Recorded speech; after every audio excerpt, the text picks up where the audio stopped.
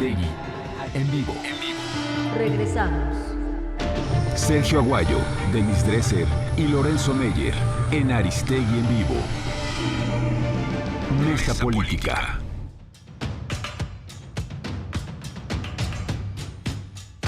Bueno, espero más adelante poder retomar la llamada con Anabel Hernández. Algo pasó con la comunicación, pero bueno, estábamos hablando con ella sobre este personaje Reyes Arzate, que bueno, pues es una pieza clave de este entramado criminal metido, penetrado en las instancias del Estado mexicano, porque al final de cuentas se trata de alguien que tenía a su mando la Unidad de Asuntos Sensibles, que nombrezazo, ¿no? Así se llamaba, y pues vaya que era sensible el tema, ¿no? La Unidad de Asuntos Sensibles de la Policía Federal, encabezada por Genaro García Luna, digamos la estructura de seguridad pública de este país que en la que mandó García Luna durante varios años, en diferentes momentos, pero en 2 sexenios particularmente, y en el de Peña Nieto también hay cosas de las cuales hablar, de la presencia de García Luna en las estructuras de poder y policíacas de nuestro país. Es el gran retrato del nivel de corrupción y de penetración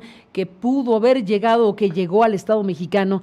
Y bueno, al final estamos hoy frente a todo este panorama de cosas. Por un lado, las investigaciones en Estados Unidos. Por otro lado, la caminata de este fin de semana, lo que se plantea desde ahí, de recursos extraordinarios para tratar de salir de este marasmo. Por otro lado, las declaraciones del presidente de la República, que en algunas partes desconciertan, o a mí me desconciertan con un tema como este, y en general la necesidad de respirar y de discutir y analizar frente a qué estamos. Por eso siempre agradezco que estén aquí Sergio Aguayo, Denis Dresser y Lorenzo Meyer esta mañana, y les propongo este tema.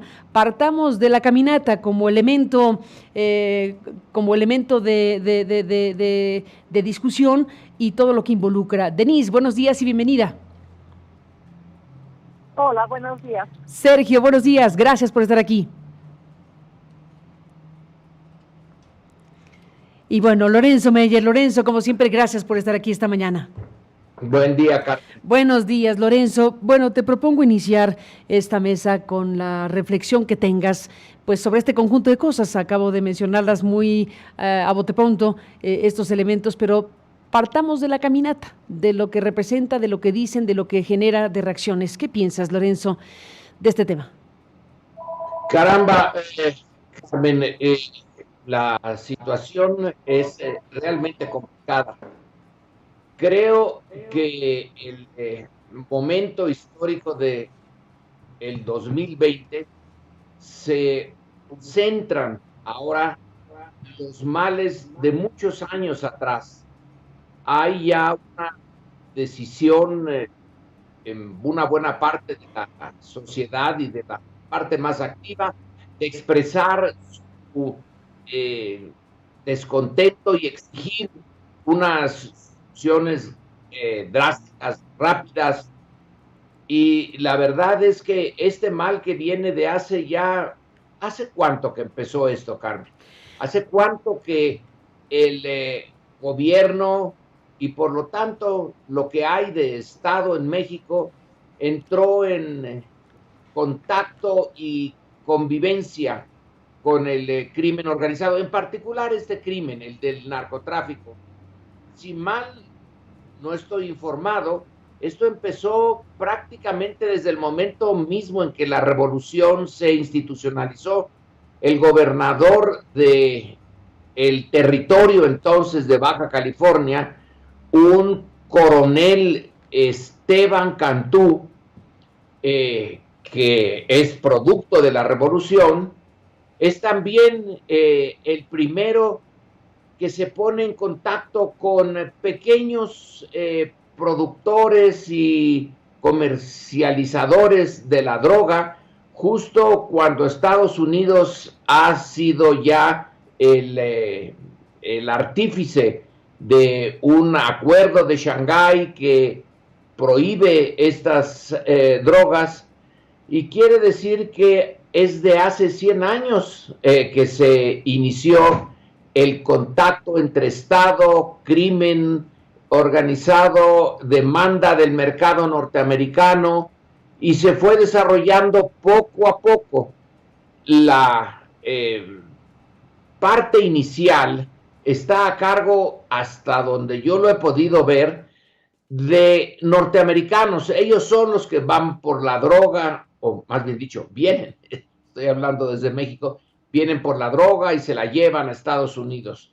Luego ya son los mexicanos, y probablemente se pueda datar, cada quien lo puede hacer según la necesidad de explicación que tenga, en los años 70, cuando el mercado realmente crece. Pero ya estaba la conexión de muy antigua. La característica de esa conexión es que los representantes del Estado, los gobiernos locales, el ejército, la policía, a sus diferentes niveles, tenían el control o mantenían un cierto control sobre los criminales, pero se perdió. Esa es la parte realmente novedosa. Ya para 1985 nos enteramos que tienen estos criminales organizados penetrado a la policía más importante de México, la policía política, la que se encargaba de mantener a los enemigos del gobierno a raya. Ya era una organización penetrada por el narcotráfico, el crimen organizado. Si nos enteramos de eso en 85, quiere decir que la penetraron ¿cuándo?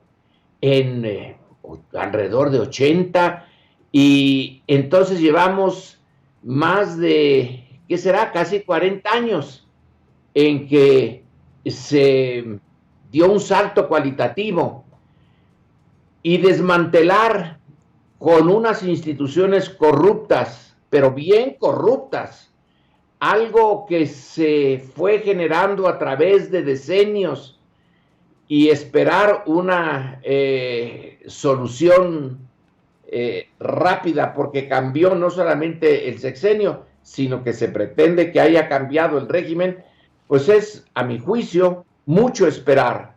Y sin embargo, así va a seguir. Va a haber una demanda de la sociedad por pedirle al Estado cuentas de por qué no puede con el crimen organizado, por qué se sigue la violencia, sigue las organizaciones criminales no solamente actuando, sino creciendo. Está metido en una espiral, estamos metidos en una espiral, no solo el gobierno, el Estado, sino la sociedad mexicana misma, en una espiral muy difícil de salir. En algún momento se tiene que empezar la lucha por destrabar esto, pero es francamente esperar demasiado que los resultados sean de inmediato, y eso es lo que está pidiendo la sociedad. Es decir, ahora se está cobrando el hecho de que durante tanto tiempo se hayan hecho tontos los gobiernos anteriores, y va a ser muy frustrante los meses, años que vienen, porque la demanda va a ir creciendo, y la posibilidad de responderle a la rapidez con la que se exige no va a corresponder. Entonces va a haber un área de frustración, tanto por parte de los demandantes de seguridad y de justicia, etcétera, como del propio gobierno, que aunque intente hacerlo rápido, heredó instituciones muy destruidas, no puede tener otras, no puede empezar de borrón y cuenta nueva, no es posible, tiene que usar las propias instituciones ya penetradas, corruptas, y tratar de mejorarlas. En eso estamos, Carmen, a mi juicio, a lo mejor me equivoco. En eso estamos. ¿Qué dices, Denise Dresser? ¿En dónde estamos? Pues yo más bien quisiera empezar con una pregunta. ¿Dónde está el Andrés Manuel López Obrador que entendía el dolor, la angustia, apoyaba la exigencia y encabezaba las expresiones de enojo de las víctimas? Y que llegó a la presidencia porque comprendía sus raíces profundas. No me voy a remontar a la revolución, sino a lo que pasó ayer en la caminata por la paz y la justicia, en la cual creo que había una tristeza compartida de presenciar a un presidente trivializando el dolor y despreciando a quienes lo padecen. Un sentimiento de pesadumbre escucharlo describir a esa caminata por la paz y la justicia como un show, y esta mañana en la mañanera referirse a quienes están alzando la voz por este tema pendiente y llevan más de 10 años en esta lucha, llamarlos conservadores, hipócritas, a quienes no encuentran a una hermana desaparecida, quienes marcharon ayer desesperadamente con las fotografías de las personas que más quieren, mientras el presidente las descalificaba, como si hubiera sido un show, el éxodo por la democracia que él mismo encabezó desde Tabasco cuando Roberto Madrazo cometió fraude en 1991. Como si hubiera sido un show exhibir en el Zócalo en esos años las 13 cajas de documentos que evidenciaban lo que el PRI había hecho ahí. ¿Acaso fue un show marchar contra el desafuero y el sabotaje antidemocrático de Vicente Fox que exhibió? ¿Acaso ha sido un show el movimiento Yo Soy 132 o las manifestaciones por Ayotzinapa o las marchas contra el feminicidio? Ayer había madres cargando con pancartas con los nombres de sus hijos ausentes. Y esas mujeres, Carmen, tienen una legitimidad moral que el presidente y Morena no deberían redatearles o negarles. No son chayoteras ni vendidas, ni están siendo manipuladas, ni son opositoras políticas del gobierno. Son solo eso, madres, con derecho a saber qué está haciendo la autoridad ante lo que parece que no cambió con el cambio en el gobierno. Porque el presidente, siendo candidato, se reunió con los colectivos de víctimas, hizo foros a lo largo del país e hizo promesas que no han sido cumplidas, como la justicia transicional, como un mecanismo contra la impunidad con asistencia internacional, como la desmilitarización para alcanzar la paz. Estos no son temas solo de ayer, son temas que surgieron durante el sexenio de Calderón por la guerra que emprendió, y cientos de personas que marchamos ayer recuerdan estas promesas y quieren que se cumplan, lo que falta por hacer, lo que se ofreció y no se cumplió, lo que se anhela y al parecer ha sido traicionado. Ayer vimos a un presidente que en campaña recogió la bandera de las víctimas, pero ayer la subcontrató, se la entregó al gabinete de seguridad y a los artífices de la mano dura.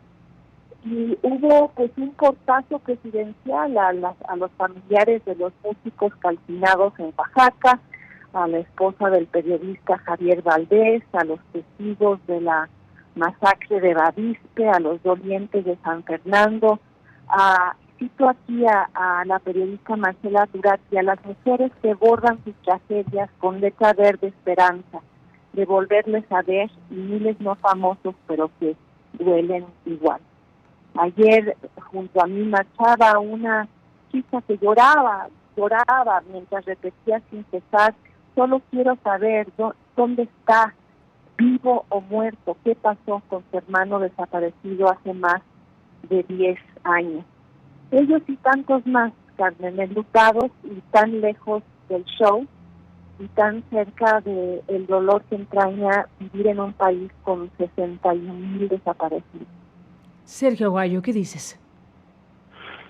Bueno, profundamente sorprendido e indignado por la reacción del presidente, que por razones que no ha explicado ha decidido dar la espalda a quienes reconoció tácitamente, no explícitamente, no tácitamente, en Tlatelolco en septiembre del 2018. Ahí estuvo reuniéndose con las víctimas, fue un momento dolorosísimo. Ahí se comprometió a que habría una comisión internacional, una comisión de la verdad, y ahora pues ha decidido darles el portazo. Creo que Denise acierta con el término, es un portazo, que representa a una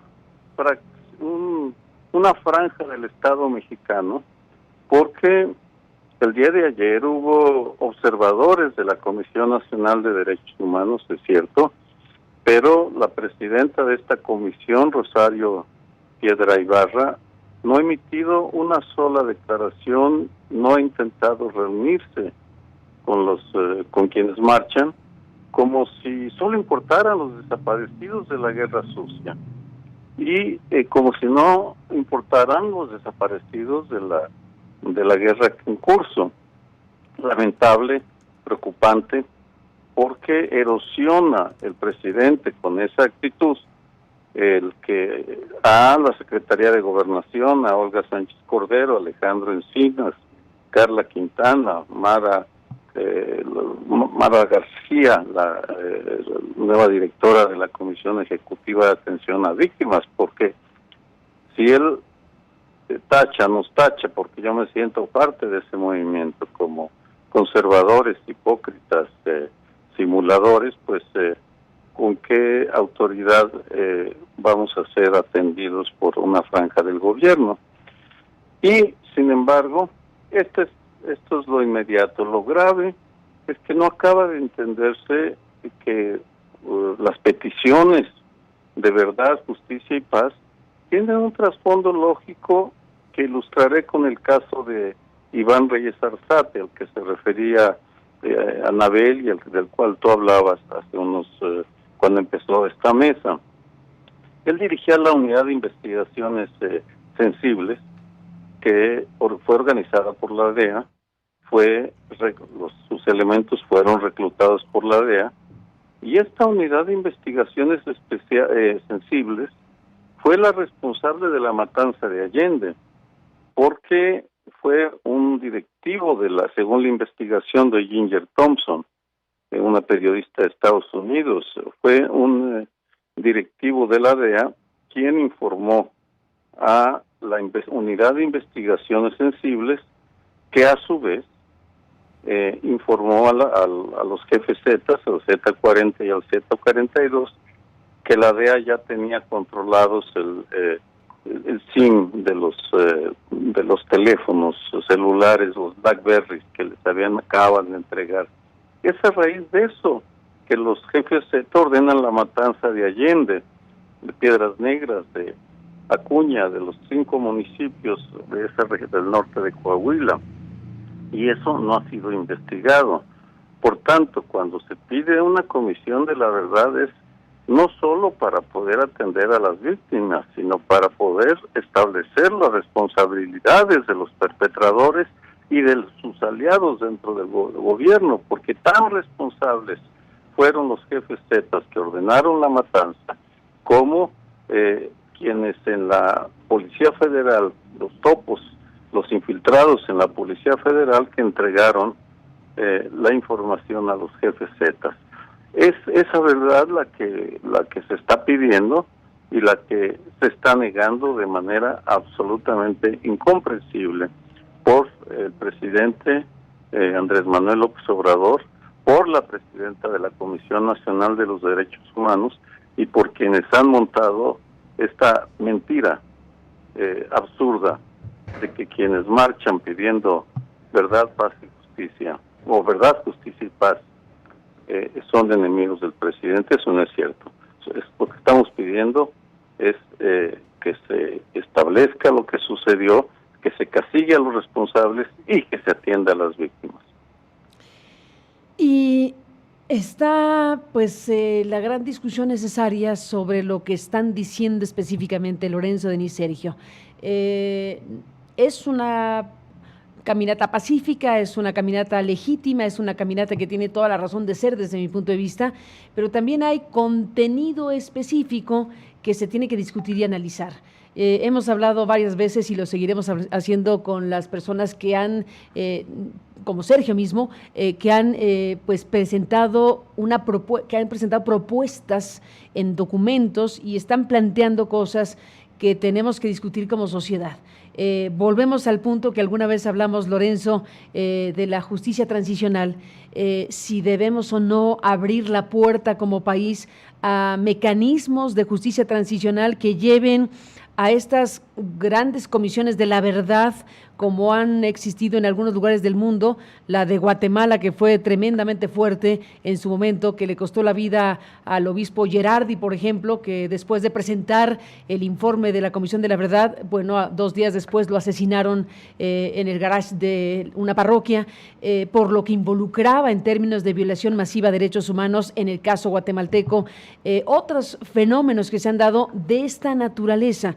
La pregunta hoy, Lorenzo, Denise, Sergio, es si queremos o no, si México, y digo México, no necesariamente su gobierno, pero su gobierno tiene que estar de acuerdo, porque si no, no camina, estar de acuerdo en que se tiene que recurrir a mecanismos, como decía Jacobo Dayan, extraordinarios.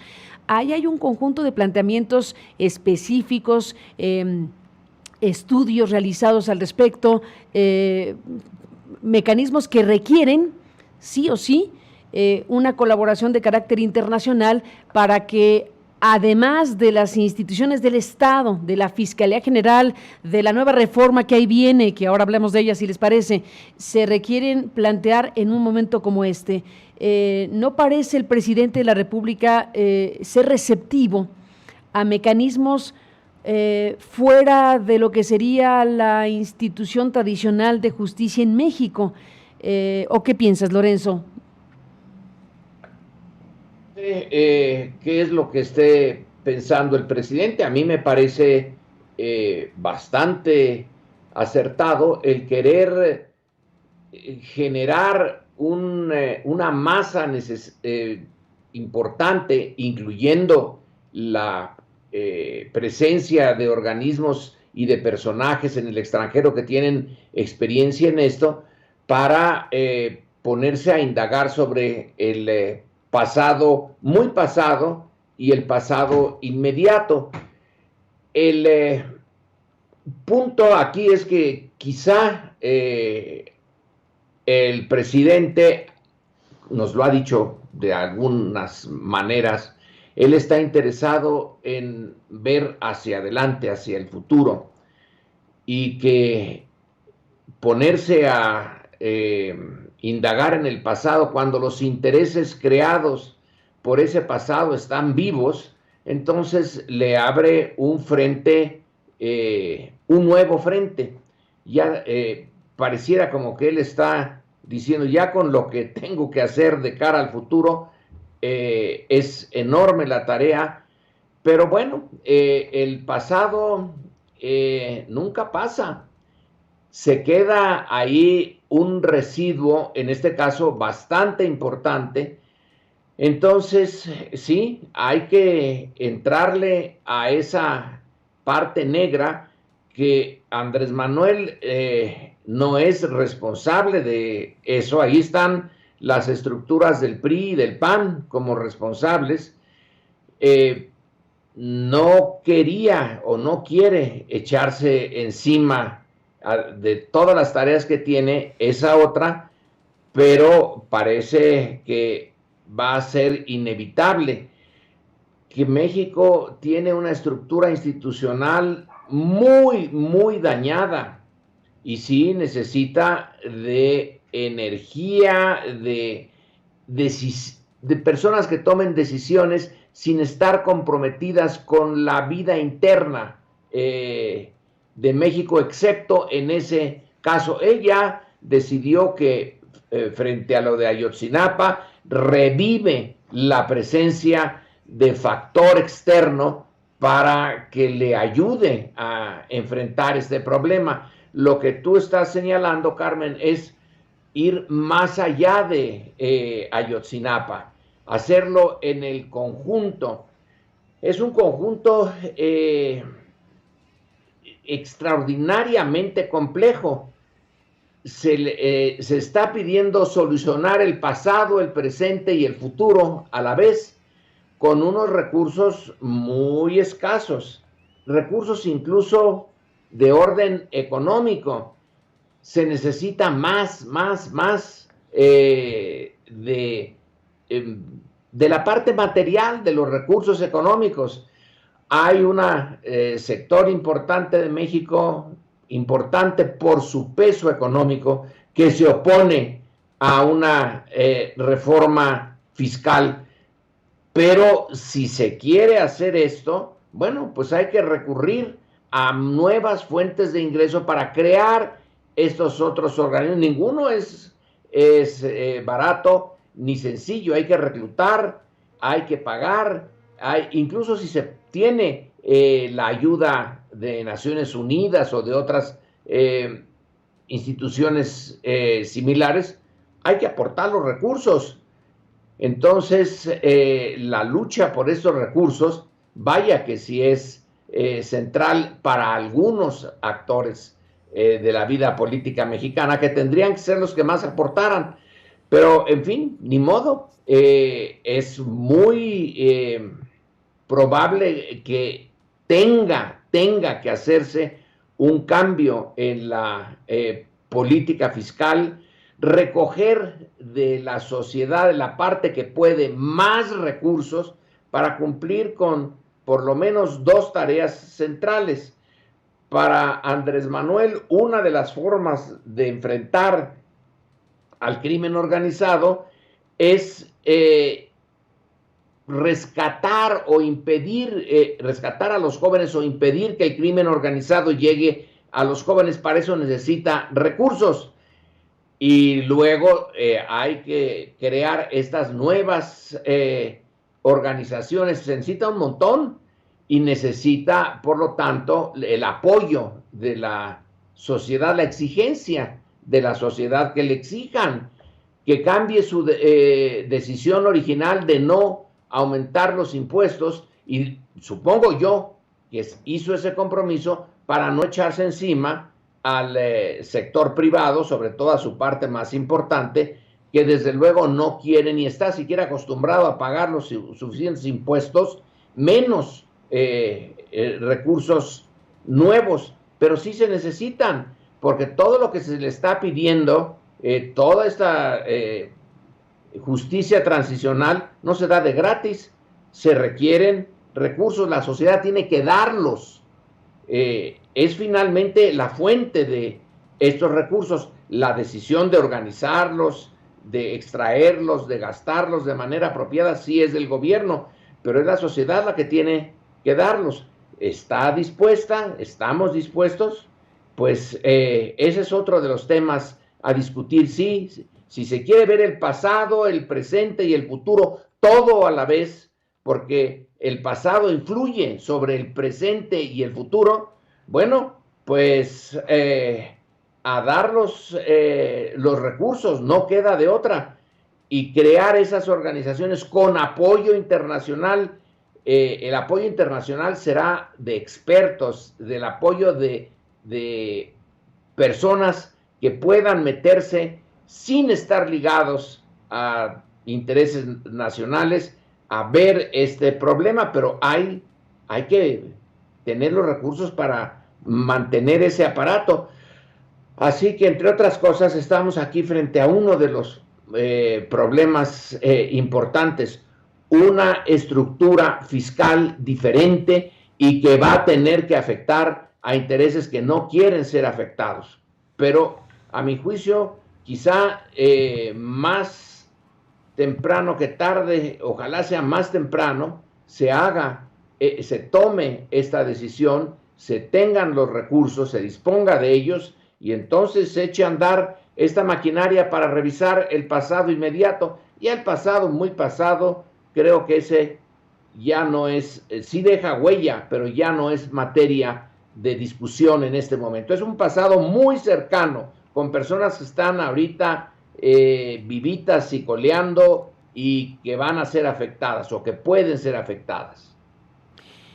Bueno, Denise, estamos frente a un planteamiento que se hizo por escrito, es decir, esta caminata, bueno, iban muchas personas, iba gente que ha participado de la elaboración de una propuesta, diríamoslo en términos coloquiales, llevan el remedio y el trapito. Desde hace un año que existe esta propuesta ciudadana para la construcción de una política sobre verdad, justicia y reparación, a las víctimas de la violencia y de las violaciones a derechos humanos, y este conjunto de planteamientos, este documento, o uno de los documentos, el documento principal de propuesta, pues lo han hecho bastantes personas, organizaciones, colectivos, gente que ha colaborado directamente en la redacción de este documento, y como dice el propio documento, enviaron insumos para su elaboración, lo revisaron, lo respaldaron, y vienen ahí en el documento pues todos los que participaron para escribir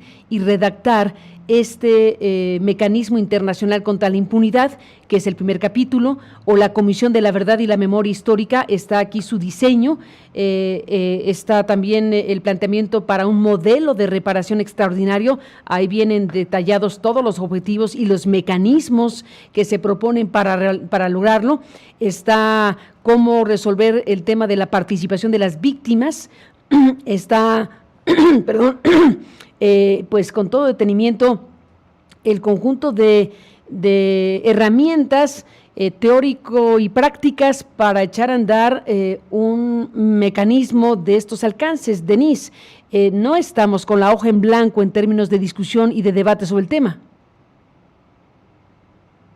No, ayer mismo luchadores sociales y defensores de derechos humanos que han estado en esta lucha desde hace más de 3 décadas, entregaron una serie de documentos, los que mencionas, que proveen un mapa de ruta para la justicia transicional. Como bien dices, no es una hoja en blanco. Hay personas especializadas en estos temas que han auscultado las mejores prácticas internacionales y quieren adoptarlas para México. Y el argumento creo que es muy legítimo, es muy válido. México necesita ayuda internacional y de manera urgente. México necesita hurgar en su pasado para asegurar que no se repitan las violaciones, muchas de ellas cometidas en el sexenio de Calderón por las Fuerzas Armadas. Vemos que hay un discurso presidencial y una voluntad presidencial en este momento de combatir la corrupción y la impunidad, pero el hecho es que seguimos viendo en muchos sentidos parálisis en estos temas o regresión, como las reformas filtradas la semana pasada sobre el sistema de justicia penal, que sí constituirían una gran regresión. La exoneración increíble por parte de la Secretaría de la Función Pública, Manuel Vázquez, los casos de Odebrecht, Emilio Lozoya y la estafa maestra estancados o que la enriquecen, y Enrique Peña Nieto y Felipe Calderón impunes. Y ayer, como lo vimos en la marcha, las víctimas de la guerra del calderonismo sin justicia, sin verdad, sin garantías de no repetición. Y por eso la importancia de conocer el apoyo externo, de ir pensando en un mecanismo, como tú mencionaste, como la Comisión Internacional contra la Impunidad en Guatemala, para enjuiciar a los corruptos que en México han sido protegidos, para sancionar las violaciones a los derechos humanos que han sido ignoradas, para combatir la impunidad, que en México no es un hecho aislado, ocurre en 99% de los casos. Quienes marchamos ayer lo hacíamos por la exigencia de la verdad y la justicia, pero acompañados de la coadyuvancia internacional, la asistencia técnica, la promoción de la persecución penal, la remoción de políticos coludidos con el crimen. Y lo que hemos visto es que el Estado mexicano en este momento está caracterizado por instituciones de justicia y seguridad demasiado débiles o infiltradas o incapaces de lidiar con estos temas.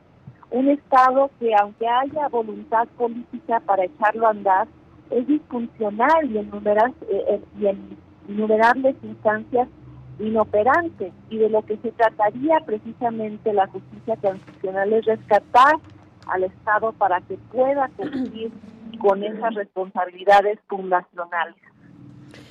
Pues deberíamos agregar en esta mesa, porque se nos agotan los minutos, deberíamos agregar en esta mesa el tema de la dificultad o de las complicaciones que puede traerle a alguien hablar de temas relacionados con la corrupción política o con lo que ha hecho posible que estemos en donde estamos parados desde hace tantos años en México. Y bueno, pues traer a cuento, Sergio Aguayo, lo que estás viviendo en estos momentos con una fianza que se te impone a partir de una resolución judicial totalmente pues inadmisible, porque al final de cuentas lo que se está haciendo es un hostigamiento judicial en contra de alguien que habla, opina, participa de varias cosas. Una de ellas tiene que ver precisamente con tu valoración de un personaje como Humberto Moreira, el exgobernador de Coahuila, que a su vez, bueno, pues está su historia vinculada a hechos que tienen que ser esclarecidos al final de cuentas. Sergio, cuéntanos de esta parte de la historia. Mira, Carmen, voy a hacer una breve referencia para enmarcarla en lo que estábamos hablando. Sí, soy una más de las víctimas que pululan por este país y que en mi caso no he sido encarcelado, no he perdido ningún familiar cercano, es decir, pero sí he sido víctima del acoso judicial de un tribunal, de los tribunales de la Ciudad de México, en donde gobierna la izquierda desde 1997 y en donde una franja de jueces y magistrados siguen viviendo, como lo señaló Lorenzo en su columna, y le agradezco mucho la dedicatoria, en el pasado priista, porque la manera como han estado utilizando las leyes para acosarme, el magistrado, primero un juez, luego el magistrado Uber Olea Contró, es similar al que se vivía en el pasado ante el silencio de las autoridades del Tribunal Superior de Justicia y ante el silencio del Consejo de la Judicatura, ante el cual presenté yo una queja. Es ante estas señales de parálisis que muchos estamos protestando, porque vamos, yo voté por López Obrador, yo en cierto sentido lo apoyé a lo largo de su carrera política, y estoy profundamente desconcertado por el retroceso que dio. Ya nos referimos a la parte de la documentación que se entregó a la Secretaría de Gobernación y que, según me dicen, ni siquiera leyeron. Vamos, lo hicieron a un lado. Pero no, el retroceso no está solo ahí. El presidente actual prometió que habría transparencia en los archivos, y en estos momentos se está dando desde hace meses una censura mayor a la que vivíamos bajo el priismo, bajo autoridades nombradas por la Cuarta Transformación y controladas por Olga Sánchez Cordero y Alejandro Encinas. En el Archivo General de la Nación se están censurando los expedientes de la Federal de la Seguridad y la Dirección de Investigaciones Políticas y Sociales. Ante esas señales, bueno, en mi caso, pues sí es grave y sí me están afectando. Tengo que depositar 450,000 pesos esta semana para garantizar el pago de 10 millones de pesos, lo cual es ridículo, pero estamos ante un panorama inquietante de la falta de voluntad, del retroceso, de la regresión en los compromisos que había de la Cuarta Transformación con la verdad, la justicia y la paz. Eso se refleja en todos lados, porque los magistrados de la Ciudad de México se sienten alentados cuando ven que en el Archivo General de la Nación pueden censurar archivos, cuando ven que la Comisión Nacional de los Derechos Humanos guarda silencio ante la agresión a los migrantes, cuando observan que estamos ante la simulación una vez más. Y eso es profundamente triste. Estamos en la parte final, seguiremos hablando del tema. Hay que leer el artículo de Roberto Samarripa hoy en Reforma, que lo dedica al tema, por supuesto, la reflexión que hace también Ana Cristina Ruelas en este diario el fin de semana, y bueno, pues todo lo que involucra lo que está sucediendo con este caso judicial, del cual seguiremos hablando, Sergio. Y bueno, me despido de la mesa. Tenemos en la parte final del programa, en la última hora, el tema de Morena. Que bueno, tenemos varias entrevistas pactadas para tratar de entender qué demonios pasa con este partido político que no logra encauzarse o que debe encauzarse pues de mejor manera para enfrentar el reto que les toca vivir como partido en el poder. Entonces, bueno, ya hablemos de platicar, si les parece, Sergio, Lorenzo, Denise. A los tres, gracias como siempre por estar aquí con estos temas, y por lo pronto en lo que corresponde al tema judicial con Sergio Aguayo, te mandamos un abrazo, nuestra solidaridad, y sabemos perfectamente lo que eso significa para quienes se dedican a analizar, a opinar, a revisar esta realidad nacional, el tema de los tribunales y de un juicio como este. Seguiremos hablando. Lorenzo, gracias por estar aquí esta mañana. Gracias, Carmen. Buenos días, un abrazo. Sergio, Denise, un abrazo. Buenos días a los tres. Un abrazo y total solidaridad con Sergio Aguayo ante la embestida que está viviendo. Creo que esto pone a prueba el compromiso de la Cuarta Transformación con la defensa de la libertad de expresión. Y ahí estaremos parados junto a Sergio defendiéndolo. Pues ahí está, Sergio, un abrazo para ti y para todo lo que está significando esta batalla. Buenos días a los tres. Después de la pausa regresamos. Bueno, entremos en lo que ha ocurrido y ocurre en el partido en el poder, Morena. Vamos a ver qué sucedió este fin de semana.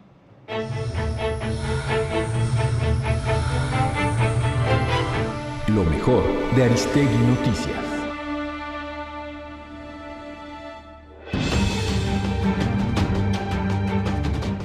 En la conferencia de prensa matutina de